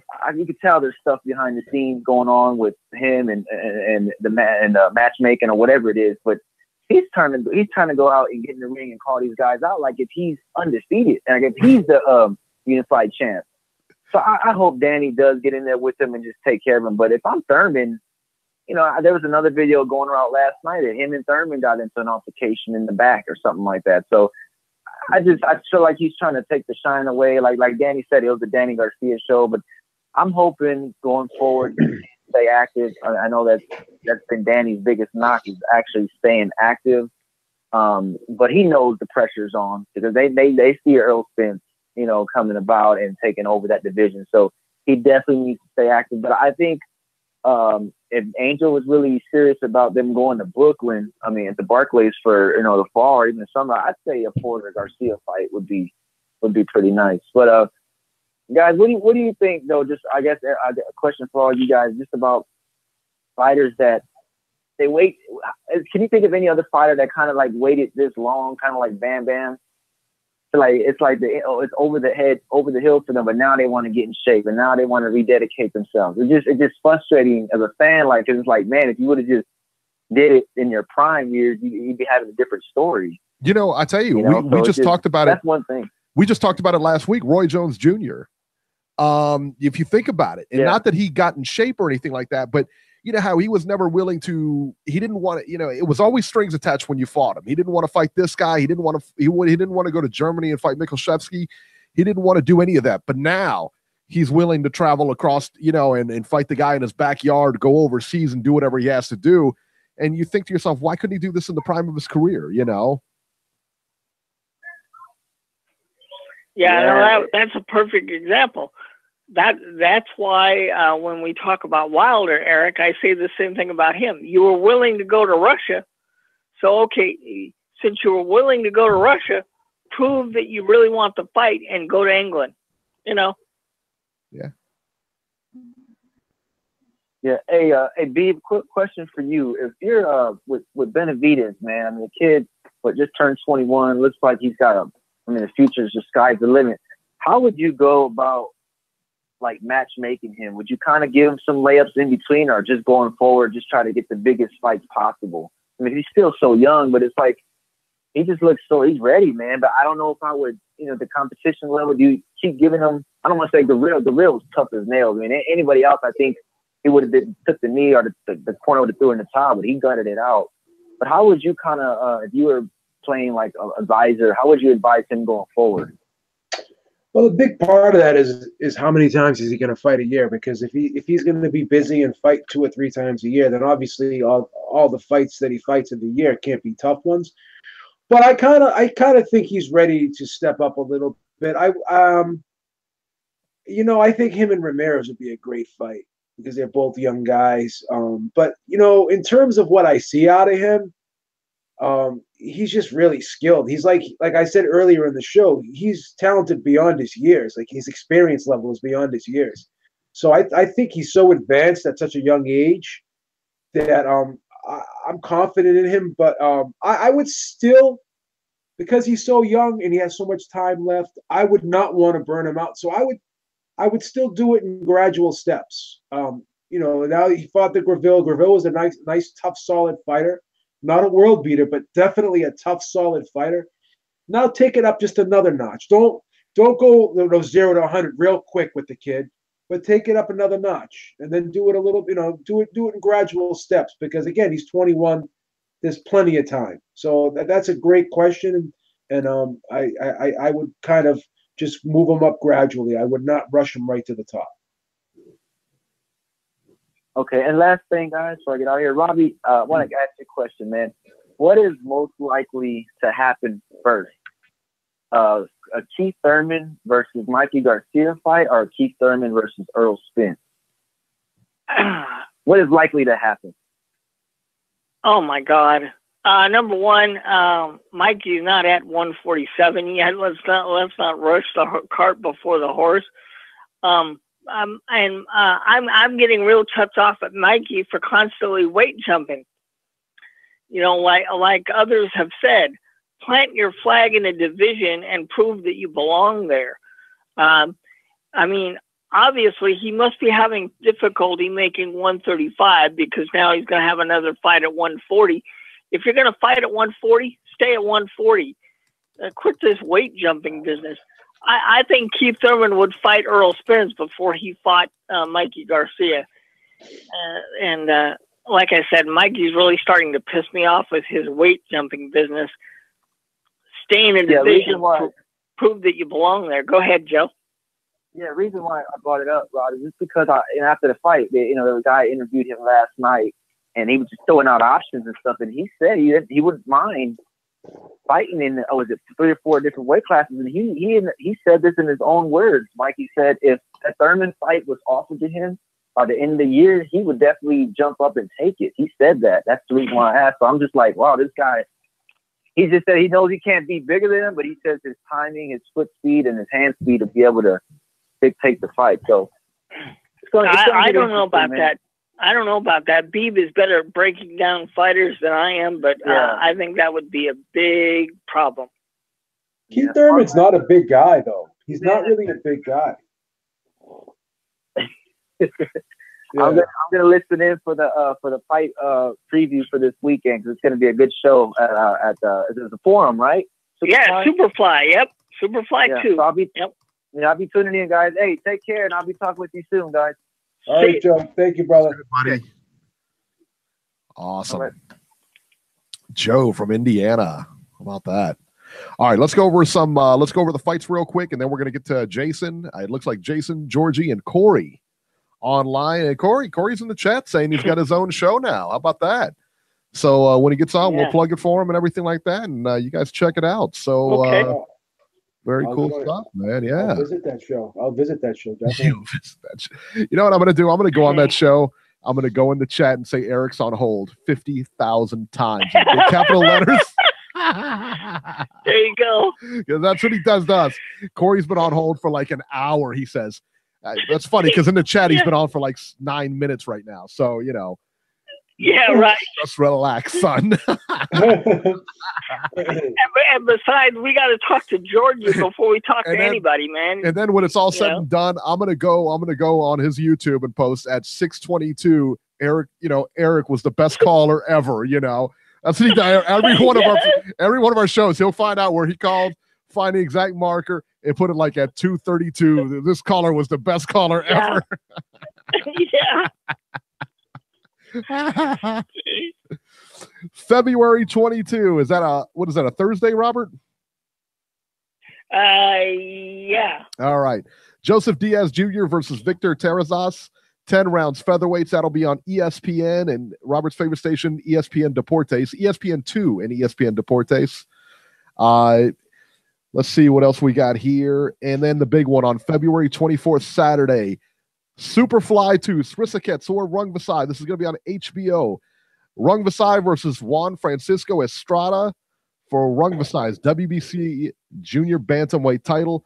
Carlos Cuadras versus McWilliams Arroyo, 10 rounds, Junior Bantamweights. Donnie Nietes versus Juan Carlos Revico, 12 rounds for Nietes' IBF Flyweight title.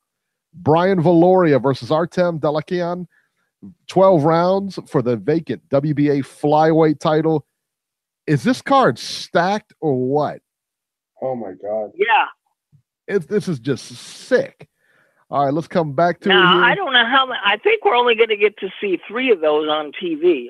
I hope we get more than that. But man, I've been looking forward to this card all year. I know. I'd like to see Cuadras fight, man. I'm kind of disappointed that we may not get to see him. From London, and it could be on Box Nation or Sky Sports. I'm not sure which one. There'll probably be a stream somewhere out there. There may be a we'll probably catch it on YouTube. Anthony Yard versus Tony Averlant. This is also on Saturday. 10 rounds for the light heavyweights. Anthony Yard, if you haven't seen him, go watch him. He's a very good prospect. Daniel Dubois versus DL Jones, 10 rounds heavyweights. Daniel Dubois, another one. It's really good. Also on that undercard, Boy Jones Jr., your boy, versus Reynaldo Mora, 8 rounds lightweights. Looks like a pretty good. Muhammad Bilal is on there versus TBA, the dreaded TBA. Looks like a pretty good card overall. I mean, they got some good prospects, good card. I think it's a good card. I'll try to catch it. Let's see what else is on here. Yes, and how could I forget? How could I go looking for this? from Nuremberg, Germany, the World Boxing Super Series semifinal, super middleweights, 12 rounds, Callum Smith versus Jurgen Bramer. And again, if this is on YouTube, you can go to ringsidereporter.com and we'll have it streamed there. That way you don't have to find it on YouTube. You don't have to go looking around for it. We'll have the stream up and running right there. So should be pretty easy for you guys. Want to make it pretty seamless for you guys. And that's it for this weekend. Let's talk about the big one. Let's talk about the big one first. There's two big ones here. Callum Smith versus Jurgen Bramer, 12 rounds, super middleweights. I like Callum Smith in this, but I'll tell you what, man, I don't know. It's a good fight. It's a really good fight. I can't wait to see it, and I can't wait to see who wins this fight. Robert, who do you like in this one and why? You know, I'm gonna go with an upset here. I think I was first thinking about Smith, but I think I'm gonna take Bramer in this one, and he might have the home canvas advantage. Yeah, you know. Sure. And the last time I seen him fight, he looked real good. Granted, I questioned the opposition he had, but he did what he wanted to do in there, and so I'm going to go with Bramer in this one. There you go, Beeb. This is going to be a tougher fight than a lot of people think because Bramer is definitely a real crafty veteran. And we talk about fighters. I think you've asked me this before. You said who moves down and weight and is successful. Well, I mean, this was a two-time light heavyweight champion who dropped down at super middleweight, and he's in a semifinals of a tournament. So yeah, I mean, I guess doing something right. This is going to be one example of that where a guy dropped down and was able to be successful. I know there's not many stories that are similar to this one, but yeah, Bramer's another guy who fights at range, and Callum Smith is the inside guy. So Callum Smith got the quicker feet, so he'll probably be able to get in there. But Bramer's got a really good jab. This is a tough one, but you know what? I think this is going to be a close fight. But wow, it's in Germany too. I'm going to go with Callum Smith because he's because of the work rate, because of the youth. I think he's a little quicker. Bramer's 39 now. He's definitely he's got a lot of miles on the tank.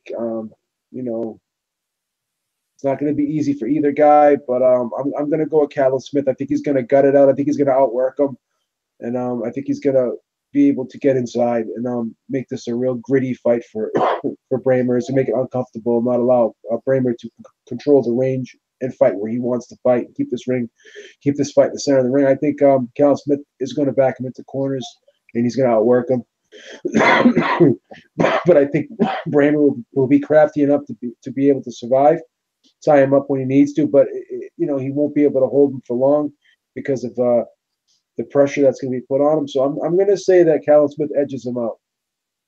Very good, man. It's going to be a good fight, man. I can't wait. All these fights are good, man. All these fights have been good. The deeper it goes, the better the competition gets, just like the playoff. Man, there's so much on the line here. I can't wait. Such a good turn. Such a great turn. You can't even. It's like I can't say enough about it, man. I can't wait for the next rounds. Once this thing is over, they're going to do it again. It's been such a success. They're going to do it again for sure. Can't wait. All right, let's talk about Superfly 2. I know, Robert, you've been looking forward to this card. We've all been looking forward to it. Srisaket Sorungvasai versus Juan Francisco Estrada, 12 rounds for the WBC Junior Bantamweight title. Robert, what do you think? Who do you like in this one? Are you kidding me? The more I see him, the more I like him. I'm going to go with Rungvisai in this one, man. And it's going to be an all-out bloody mess, war. You're going to get a show, but this Thai fighter is going to come to fight, and it's not going to be easy. It's going to go the full 12 rounds, but I think Rungvisai pulls it out. This is such a good fight, man. Rungvisai has the biggest legs I've ever seen on a flyweight, man. His calves are just huge. Yeah. I like Rungvisai in this one. Does he put Francisco Estrada away, man? I don't know. But either way, I think he wins. Beeb, what say you? I like Rungvisai too. I think he's an outstanding body puncher. I think he's a great pressure fighter. And I think he just he's so big. I think he's really big and strong for the weight class. He seems to be stronger than a lot of these other guys. I think he's going to overwhelm him.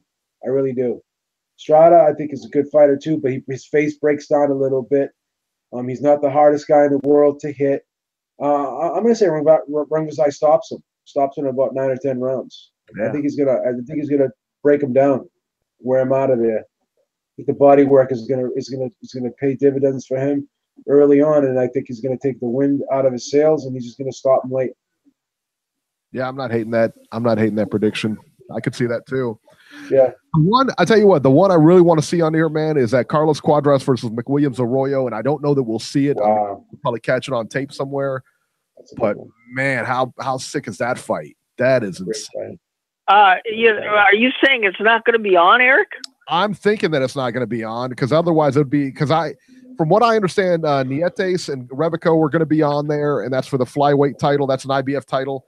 The WBA flyweight title is also on the line. So they have 3 title fights. I would imagine they would put those on before they put the Cuadras on. Hopefully. I mean, I've got my fingers crossed. Hopefully we get to see that fight, all of them.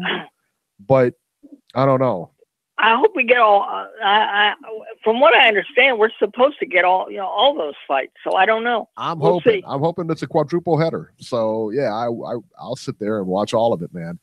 Cuadras and Arroyo, and I would like the winner to fight the winner of Rungvisai and Estrada. I think that would be amazing.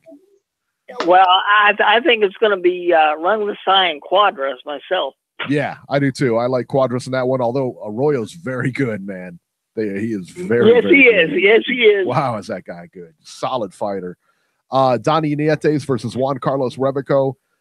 That's another good one. I'm going to take Nietes in that, but tell you what, man, that could go either way too. Revico's no joke. Yeah. Brian Valoria versus Artem Dalakian. I don't know much about Dalakian. Well, I don't think we're gonna see Valoria on the card. I don't think that one will be televised. Okay. Yeah, I don't know. I don't know. We'll see. Hopefully it is, man. Hopefully they bite the bullet and everything gets televised because HBO, they've been running behind the 8 ball in this whole boxing card stuff. So we'll see. Well, Showtime is kicking their ass in the as far as scheduling fights is concerned. That's for damn sure. Yeah, Steven Espinosa, baby. There it is. And also, guys, make sure to go to Ringside Reporter. Visit our ranking page. It's been updated. Our schedule's been updated. Make sure to check them out, ringsidereporter.com. Robert Palmer does such a great job with our rankings, man. He's awesome. And he updates them. He follows all the fights. I mean, loves that shit. Oh my God. I have no idea how much work goes into this and how much work he actually puts into this. Because watching the fights every week, taking the rankings and going, I mean, it's insane because like I said, man, he's UK. He's from the UK, man. It's in their blood. That's what they do, Yeah. There you go. All right. We're going to go to our news and rumors real quick before we go back to the phones. Beeb, it's time. Brianna, train wreck time, baby. Let's go. I can't do it. My throat is gone. He can't do it because he sucks. Go. Chugga, chugga, chugga, choo-choo. Wow, best one yet. Wow. Yeah. That was very good. Unbelievable. We should soundbite that and just play it forever. It's so much better when Brianna does it than when Beeb does it. That's right. When Beeb does it, it sounds like drowning cats. It's terrible. It just blood curdling. It just sucks. There's no other way to put it. Beeb does it. It's horrible. The train wreck of the week this week is very unique. Not because Adrian Bronner is there once again. That's true too. It is a double train wreck of the week. Adrian Bronner and Omar Figueroa, who are fighting each other. Adrian Bronner was arrested for sexual battery in Atlanta Mall on Monday. Apparently, the woman involved said that Broner inappropriately groped her. Apparently, he pinched her behind or something like that. One of those things. Which is bad enough. And yeah, you know what? He's going to get arrested for that. So that is what it is. Keep your hands to yourself. We all learned that in kindergarten. Keep your hands to yourself. So, a couple days later, or even a day later, Broner took to Instagram to post a video that had him going to a restaurant. He was talking to some police officers. And in the video, he says, I wanted to buy the police officers lunch, or I wanted to buy them something to eat. They wouldn't let me, He's like, I feel bad for these guys. He said, I'm going to go out tonight and spend more money than they're going to make all year. And he told this to the police officers. Said he's going to spend more money tonight than they make all year. Wow. Just what is wrong with this guy? Last week, he was That's why it's called the Adrian Broner Train Wreck of the Week, because nobody will take that title. That's a title he can hang on to forever. Unbelievable. And Jason in the chat just said, yeah, Broner making Ohio proud as always. How about this? How about we disown Sean Porter, but we didn't disown Adrian Broner yet? How about that? Yeah. That's right. He also called him broke. Yeah, he's right. Not to be outdone. Yeah. Not to be outdone. Omar Figueroa was charged on January 29th for a DUI. He has a court date scheduled for March 26th. What is going on here? I mean, this is going to be like penitentiary or whatever. The guys just fight in there. What was that other one with Ving Rhames and Wesley Snipes? What was that? You remember that movie, Beeb? Yeah. Undisputed. Movie, but I know the one you're talking about. Undisputed. That's it. That's what it's going to be like. It's going to be like that movie Undisputed. Yeah, that's right. And Omar Figueroa, and somebody said that I guess in the chat that he looks fat. Omar Figueroa, according to this police report, weighed 170 pounds. I think Broner was at 160. Figueroa was 10 pounds heavier at 170, I believe. So, yeah, it was. They got some work to do. And they're supposed to fight April 21st. Yeah, exactly. So, I don't know, man. 170, that's a lot of weight to lose by, I mean, obviously done, but I don't know. Victor Postol has pulled out of his fight with Regis Prograis. Postol pulled out with a hand injury. Oh. This is a better fight, I think. Julius Ndongo has stepped up and will take the fight against Regis Prograis. Good. I like this fight, man, and it goes down March 9th. How about that? Oh, yeah. This will make Jason happy. Terrence Crawford, and Jeff Horn. The April 14th fight will be moved from New York to Las Vegas. Okay. They're trying to put the undercard together, and it will include Manny Pacquiao versus Mike Alvarado and Jesse Magdaleno versus Isaac Dogpo. This card is going to be on pay-per-view. And let me tell you what, I'm not going to watch it. Pay-per-view, by the way. Yeah, I'm not going to watch it. Even on Cody, I'm not going to watch this card. This is an ESPN card at best. Top Rank, I tell you what, man, they need to pick it up in the promotions because this card sucks. Manny Pacquiao has been relegated to an undercard fighter. That's what it sounds like. He's going to be. Oh my! Yeah, no, because they're going to try. Because the main event's going to be Crawford Horn. Right. And this thing is. I understand that, but the only reason why it's going to be pay-per-view is because they got to pay Pacquiao his ridiculous salary. But that doesn't even sound right, though. Manny Pacquiao's on the undercard. Doesn't even sound right. No, it doesn't. And no, it doesn't. I was surprised when I read this. Because I'm like, wow. I mean, Pacquiao on the undercard, but look, he's fighting Mike Alvarado. Who's going to pay for that? If he's not grouped up with Crawford and Horn, nobody's going to pay for that either. But if he's not grouped up with somebody like with a good card, nobody's buying that fight. No, not at all. Nobody's buying that fight. And do you know why they're moving it from New York to Las Vegas? Why? Because they said there was too much competition. That's what I read. I read that this is coming from Aram and Top Rank, that there was a lot of competition in New York, and that Lomachenko, they've already got Lomachenko fighting in New York. they wanted to move this out to Vegas. But I agree with your point, Robert. Go ahead and make your point, because I agree with you. This is why they moved to Las Vegas. Yeah, because I'll tell you exactly why they're moving it.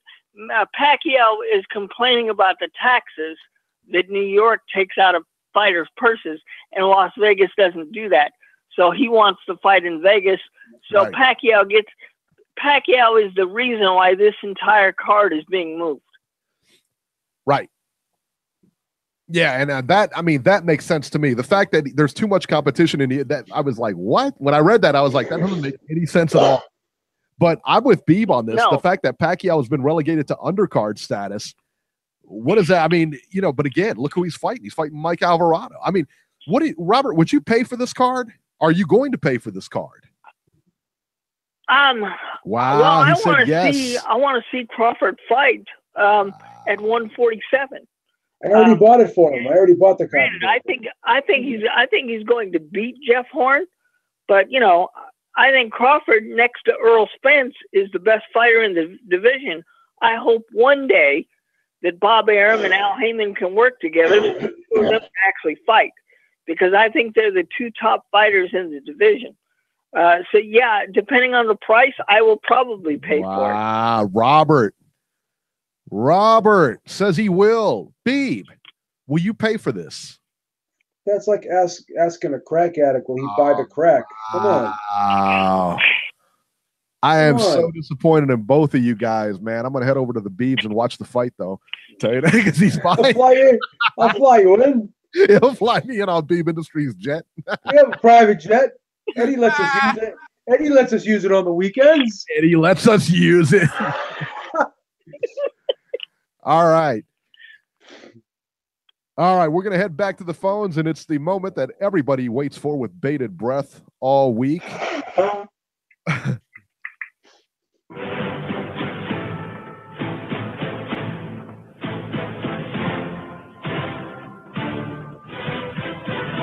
He's a fucking mental case is what he is. Oh, Robert. Come on, Robert. Damn. Come on. You do this every week. What a like abuse. These top-ranked homers like Beeb and fucking Robbie make me sick. Terrible.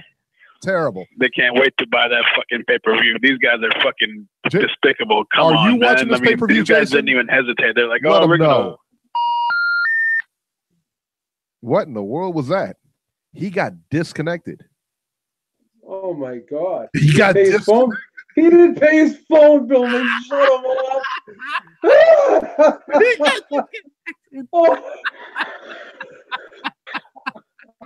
He was going to come on. Go on already. He got disconnected. You heard it, man. That's what happens when you don't pay. When you don't pay your phone bill. Yeah, you got to pay that every month, dude. You got to. Now we know why you're not buying the pay-per-view. You can't even afford your cell phone. No. Wow. Look at Beeb and Robert just piling on him, man. That's messed up. Oh. Robert, are you online? Robert's dropped too. Maybe that might have been something in the water over here. Robert's is that what happened? But Robert's dropped. This is the second time Robert's dropped. All right, so let's bring on Georgie here. Georgie, can you hear me? Is everybody off? I hate blog talk. Wow, that's a blog talk thing. I bet you any money blog talk thing. That's technical difficulties. Oh man, technical difficulties. Guys, if you guys are holding on, do me a favor and try and just hang up and call right back, and I'll pick you guys up. Maybe it was me the one that didn't pay the blog talk bill. How about that? There you go. That's all right. Send it over to Eddie. All right, here. Let me bring Robert back on.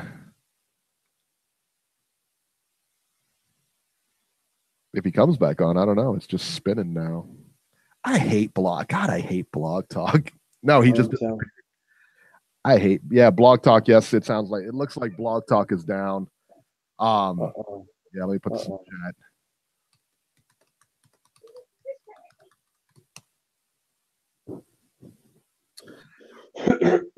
Text Robert real quick and have him call back in.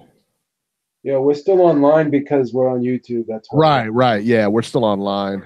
I'm back on hold. Did you hear that? All right, so Jason says he's back in. Let me see if it'll let him back on. It could be a Blog Talk thing. Jason, is that you?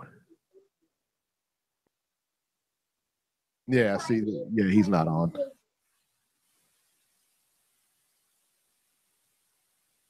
Yeah, he's not on. Yeah, like I got him. Like I see you're in the queue, Jason, and yeah, nothing we can do. Looks like Blog Talk is down. Let's see here. 972, you're live. Can you hear me? 972. Yeah, Blog Talk's down. Blog Talk's down. And you guys know why Blog Talk is down? Because Blog Talk sucks. It sucks.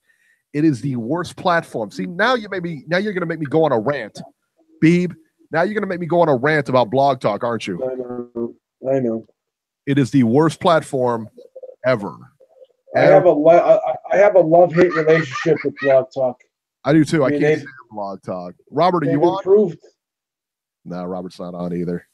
Corey Lee, Eric, I'm on hold. Yeah, I know, but Blog Talk's down. Oh, I hate it. I hate it. Let me text Robert real quick.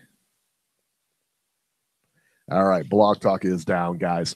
So if you guys are on hold, just hang up because you guys aren't getting on Blog Talk. Will not let me come on there. It won't let me bring you guys on here. So what are we going to do? What are we going to do?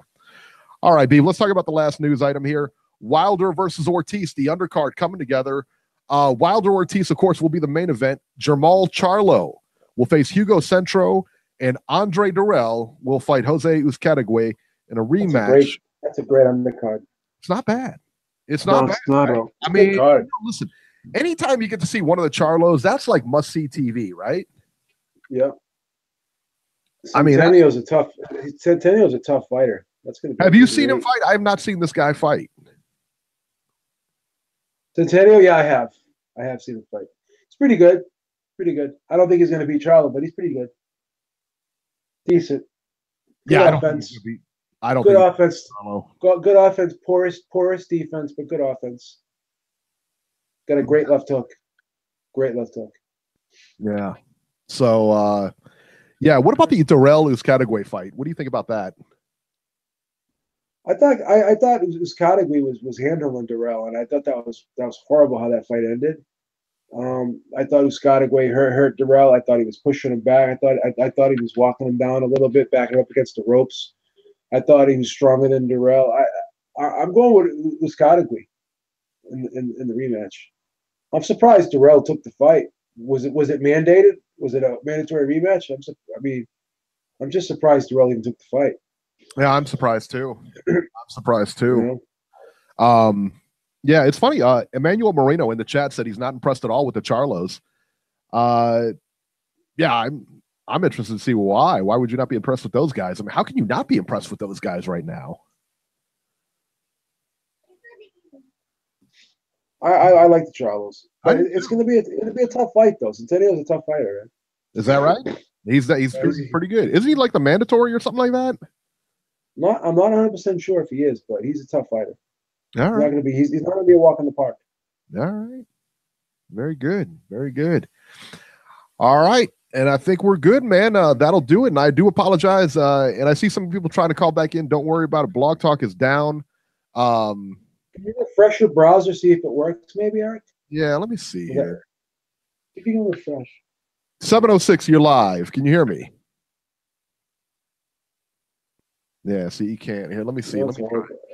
Let me try here. Let me try to refresh it and see what happens. A lot of times if you refresh it, you lose stuff and everything like that. Let's see what happens. All right, can you hear me? Nah. See, it's not even coming on. I hate Blog Talk. God, I hate Blog Talk. Wish they could Skype in. Maybe we can see if we can set Skype up. You know what? We're gonna. I tell you what. We've been talking about that for a long time. Maybe we need to look into that and just drop Blog Talk altogether. Because I mean, it's such a lousy platform. It seems like every it's like what it happens too often where you call in or something just screws up. You'll have a show and it's going smooth and something just screws up with it. I mean, we could still use Blog Talk because the only good thing about it is a lot of people watch us, or not watch us, but listen to us on Blog Talk. Yeah. Through other platforms, like some people use Stitcher. So Blog Talk's good about being able to put us on those other those other types of platforms. But the thing is this: I put us on there all the time now. I mean, I put us on there before anybody did. Oh, you did? Okay. Yeah. And right. So, maybe we don't need them then. Maybe we can just go to if you're willing to do the legwork or whatever. Yeah, I'm gonna see what I can do. It'll obviously be a few shows into this, but yeah. And we have so many problems with these idiots. It's just maddening. Get a Skype number. All we have to do is get a Skype number. Yeah. We attach it to the show, and then people can call in through the Skype number. I mean, we could set up 2 avenues. We can still have the Skype in the. I don't know. Well, however you want to do it. You're the tech guy. Well, I trust your knowledge. Well, don't do that. Jason is repeatedly calling in. I can see him flash on the board here. He's repeatedly calling in. Yeah, it's nothing we can do, buddy. Man, we'll have to get you next week. That'll do it for this edition of Ringside Reporter. As always, you can catch Robert on Twitter at Ringside Robert, or you can call Ringside Robbie's Corner at 917-259-1810 and leave him a message. You can catch Joe Habib on Twitter at JHabib1. Find his YouTube channel at beatingtheoddswithbeeb.com. I'm at Ringside 73, and we will see you next week.